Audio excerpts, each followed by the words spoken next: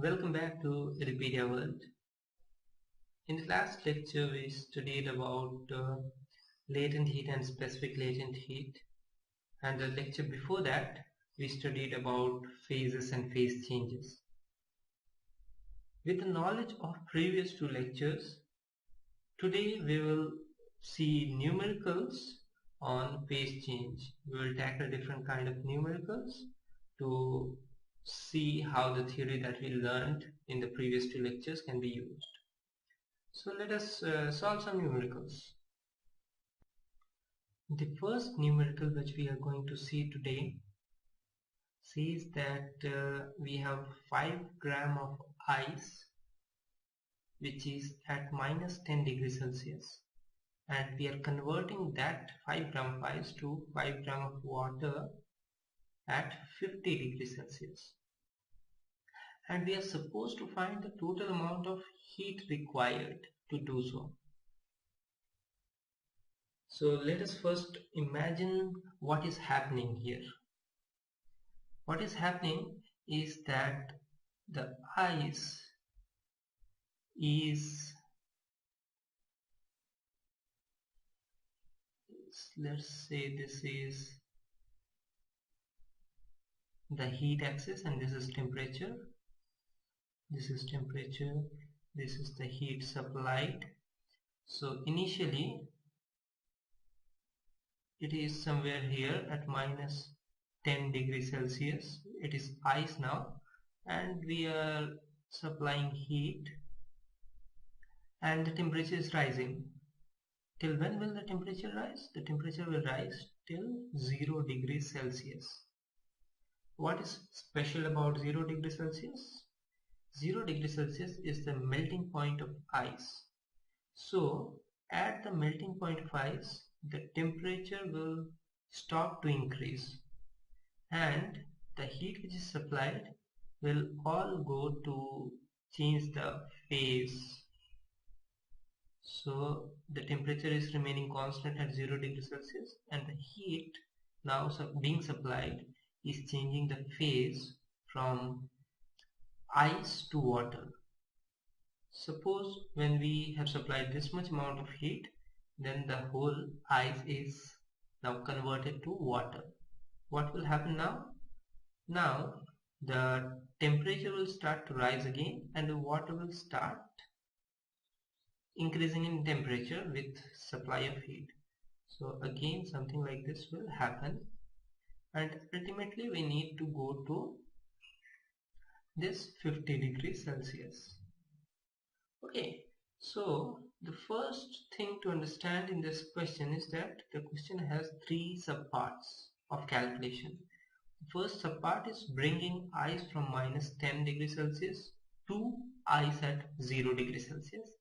The second part is bringing ice at 0 degrees Celsius to water at 0 degrees Celsius, and final step would be bringing the water at 0 degrees Celsius to water at 50 degrees Celsius. These are the steps involved. So I will do the calculation according to these steps. So the first step would be minus 10 degrees Celsius ice to 0 degrees Celsius ice. Fine. The universal facts about this question is that the mass is 5 gram throughout, right? 5 gram here, 5 gram here, 5 gram here, everywhere. But what is specific about minus 10 degree ice to 0 degree ice? The specific heat capacity of ice. The specific heat capacity of ice I am writing as C ice is equal to 2.1 joule per gram degree Celsius. And what is the rise in temperature? The rise in temperature delta T is final minus initial, which is 0 minus 10, that is 10 degrees Celsius. And we know that the mass is 5 gram. So the heat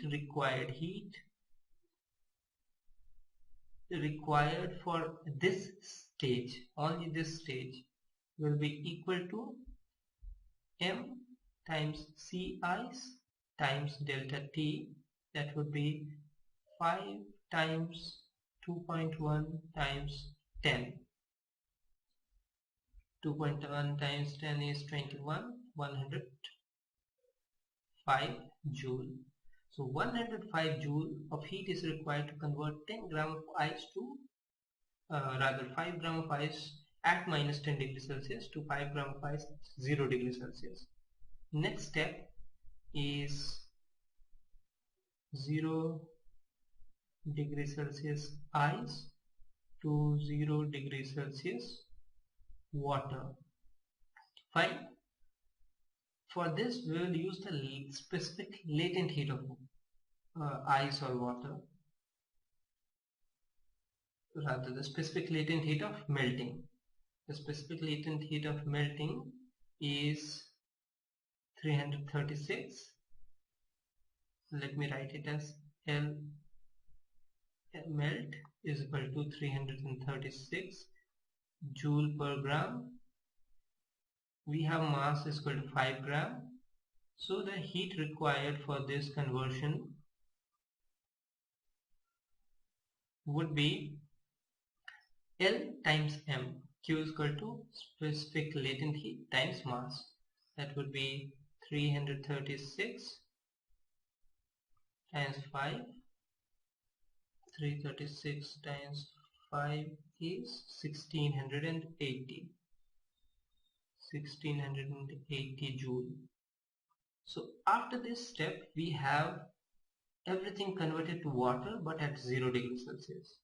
Therefore we will have to go through the final step, that is 0 degrees Celsius water to 50 degrees Celsius water.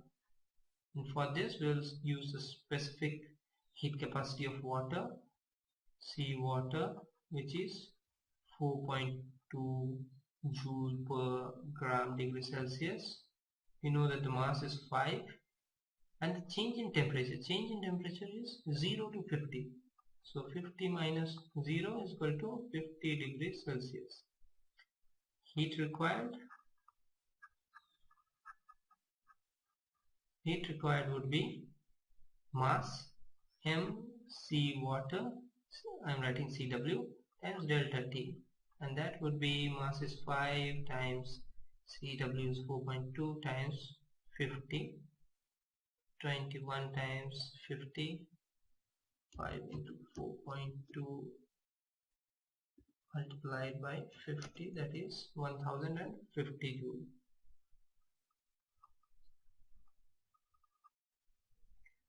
Therefore what we see is that for the whole process to take place we require this heat plus this heat plus this heat. So total heat required is equal to 105 plus 1680 plus 1050, that is 1680 plus 105, 2835, 2835 joule. This will be our answer. What is the total heat required to convert 5 gram of ice at minus 10 degrees Celsius to 5 gram of water at 50 degrees Celsius? 2835 joules of heat. Okay, so this example showed us how to figure out what the question asks for and what are the steps to be followed to solve a particular question. I suggest you to break down all the questions which you encounter in phase change like the one I have done here. This will reduce chances of any error occurring. Secondly, the point to note is that I have been using calculators to do the calculations, but you should not use them to practice, because that will create problems when you are actually going for the exam. You won't have access to calculators. So it's better to do the calculations on your own even when you are practicing. Okay, so this question has given us a lot of insight into how the calculations needs to be done. Let us see another question to concrete to cement our understanding.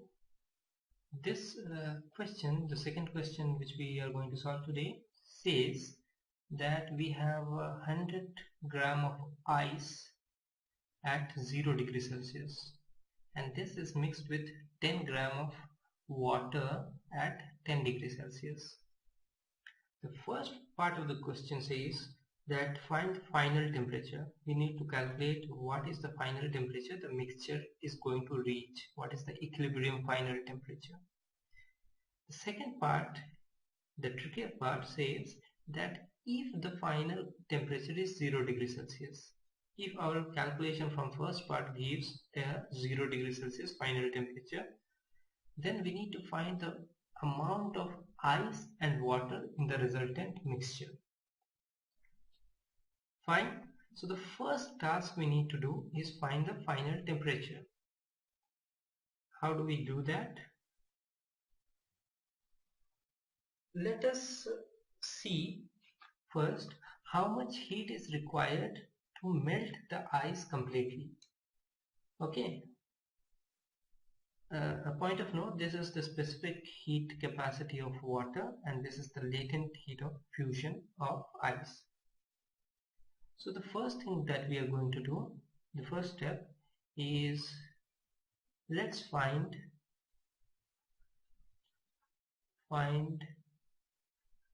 heat required to melt the ice completely.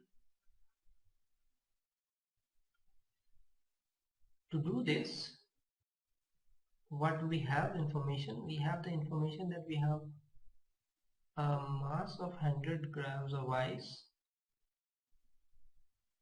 and since we are just seeing how much heat is required to melt it, we will use the latent heat of melting of ice. So the L is 336 joule per gram. This will give us the amount of heat required. Heat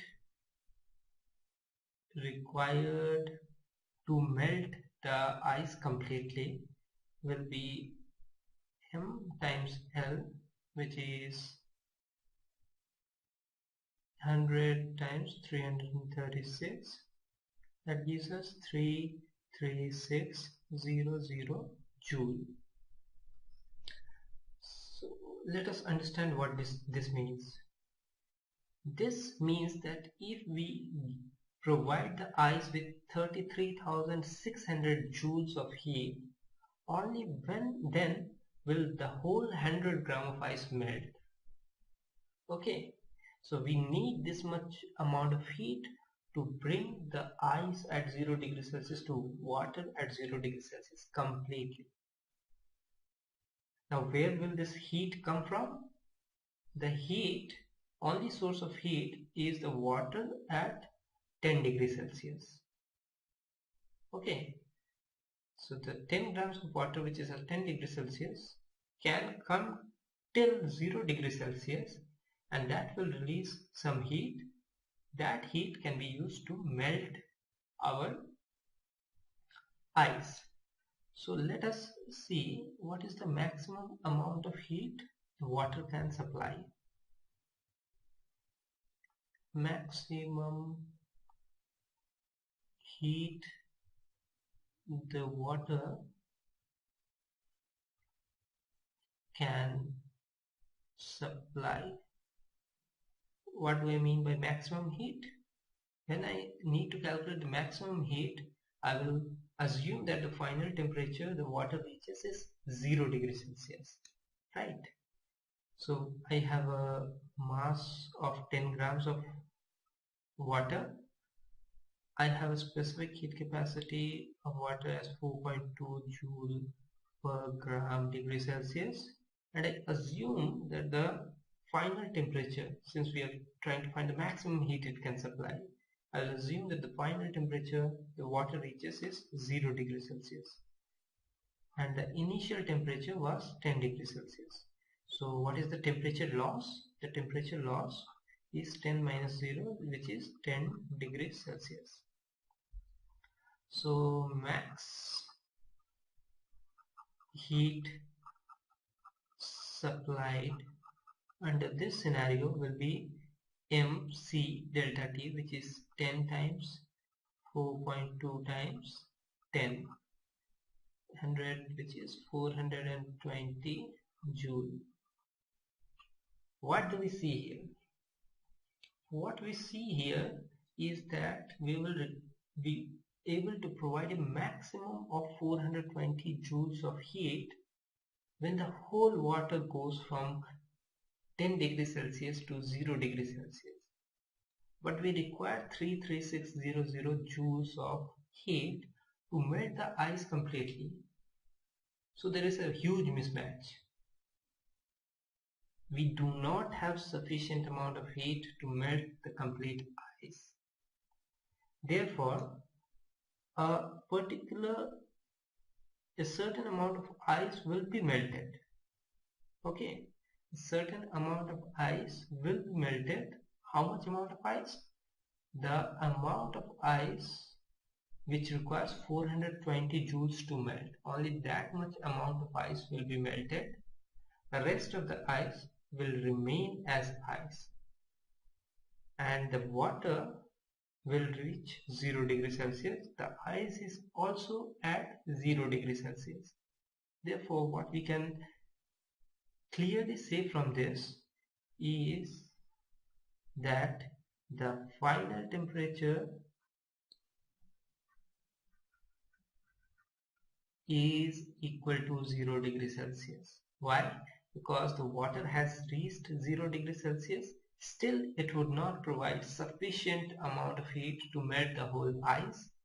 Therefore, since ice was also initially at 0 degrees Celsius, water has also reached 0 degrees Celsius. So the final temperature of the mixture will be 0 degrees Celsius. This concept is a very important concept to understand. How did I come to the conclusion that the final temperature has to be 0 degrees Celsius? Because I have brought down everything to 0 degrees Celsius, still the ice is not melting completely.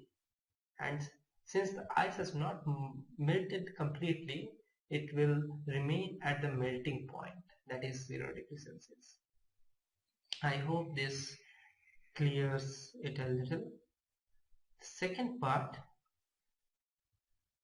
which is the interesting part now, since we have already found that the final temperature is 0 degrees Celsius, the second part says in such a scenario what will be the amount of ice and what will be the amount of water. Okay, now to do this part we have to think intelligently. We have to discard this part we have to rethink about this. Why can't we use this directly? Because this much joule of energy is not available to us. So let us start by thinking how much of heat is actually available to us. The heat which is actually available to us is this 420 joules of heat. Where did this come from? This came from the water at 10 degrees Celsius getting converted to water at 0 degrees Celsius. Okay, so we have 10 gram of water at 0 degrees Celsius, which was initially at 10 degrees Celsius, and this provides us 420 joules of heat. This 420 joule of heat will be used to melt a certain amount of ice. We need to calculate how much ice can be melted from 420 joules of water. So the step will be how much ice melts by 420 joule. Let the amount of ice be which we can melt by 420 joule be m. So the heat which we have is 420 joule The amount of ice which can melt is m, and we have to use the latent heat of melting, the specific latent heat of melting, which is 336 joule per gram.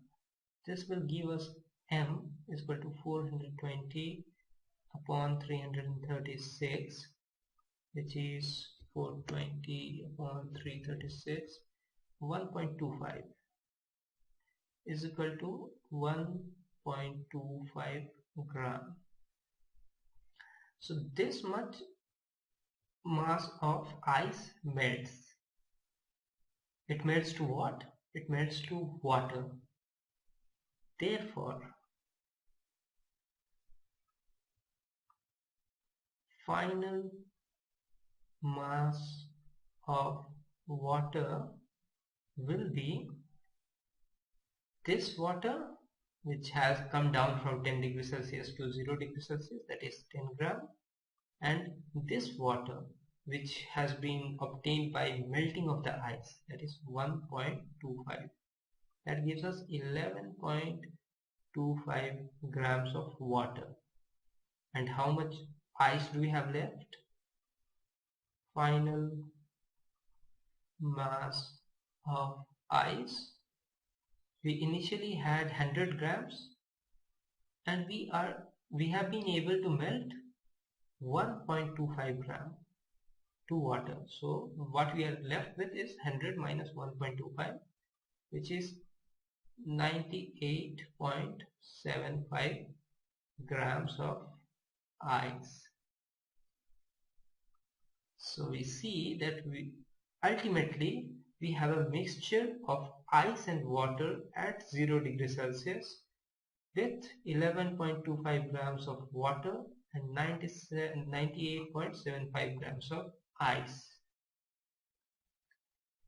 This question gives insight about how to find the final temperature of a mixture, and if the final temperature falls exactly at a phase changing temperature like the melting point or the boiling point, how do we actually find that how much will each phase be there? The phases will coexist for sure because it is at a phase transformation temperature, but how much will each phase exist?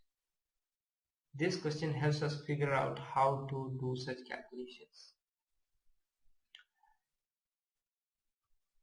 This should give you a fair bit of idea of how to handle questions related to calorimetry, how to handle questions related to phase change and specific heat capacity, latent heat of fusion, latent heat of vaporization.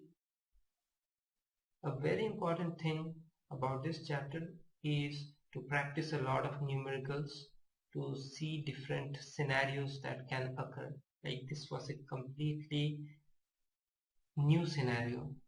If you had not solved it or thought it out properly, it would be very, very tricky. So you need to practice several questions from different type of questions, different patterns of questions to get a good grasp of the whole concept. I'm not going into any more numericals. I will close today's lecture at this note, but I hope that you will practice a lot more numericals to become used to such tricky scenarios. With this, I will close today's lecture. The next lecture will be focused on, I think, greenhouse effect and global warming. Till the next lecture, have a great day. Goodbye.